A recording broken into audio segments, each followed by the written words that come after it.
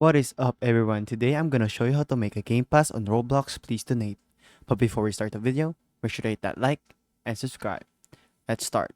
Now the first thing you need to do is go to create.roblox.com. Then once you're in create.roblox.com, you need to go to creations. Then once you're in creations, then what you need to do is click your place.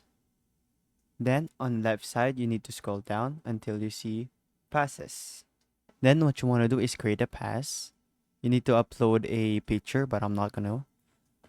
Now you need to name your pass. Let's say you want to name it thanks. Then you want to go ahead and click create pass.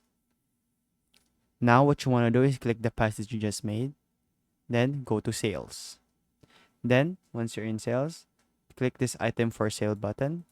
Then you need to put a price on it. Let's say you put 50. Then select save changes. And there you go. Now we made a game pass and please donate. Hope this video helps.